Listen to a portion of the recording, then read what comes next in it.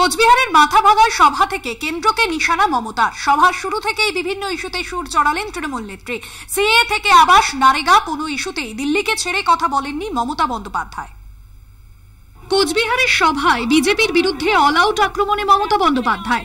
বৃহস্পতিবারই কোচবিহার শহর থেকে প্রচার শুরু করেন নরেন্দ্র মোদী। ওদের একটাই আইন, one nation and one political party. আর ইলেকশন আসলেই ভাওতা দেওয়া, মিথ্যে কথা বলা, ছলনা করা। আজকে একটা মিটিং করতে আসবে বাবুরা, দেখবেন কত কাঁদবে, কত কুমিরের অশ্রু ঝরবে। লোকসভা নির্বাচনে তৃণমূলের হাতিয়ার বাংলার বঞ্চনা, বাংলার সরকারের একাধিক সামাজিক প্রকল্প। এসে মিথ্যে কথা বলছে, আর বিজেপির লোকেরা লজ্জাও করে না। লক্ষ্মীর ভান্ডারটা বাংলার স্কিম, অন্য রাজ্য মডেল করছে, কিন্তু সব বিজেপি রাজ্যে চালু করেনি। পারবে না ওরা করতে, ওরা দেয় না। ইলেকশনের সময় 2 মাস দেয়, তারপরে আর দেয় না।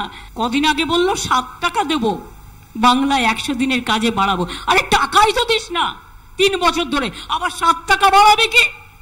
তোমাদের 7 টাকা বাড়ানোর দরকার নেই, আমি যা দরকার আরো বেশি বাড়াবো, কিন্তু আমি এখন বলতে পারছি না। ইলেকশন চলাকালীন তোমরা বলেছো তোমারটা যদি কোড ভায়োলেট না হয় আমারটা কেন হবে? নির্বাচন কমিশনকে নিশানা করে মুখ্যমন্ত্রীর প্রশ্ন, ঝড়ে বিপর্যস্তদের ক্ষতিপূরণের টাকা দিতে কেন দেরি করছে কমিশন? এই যে ক্ষতি হয়েছে 5000 বাড়ির, আমরাই করে দেব।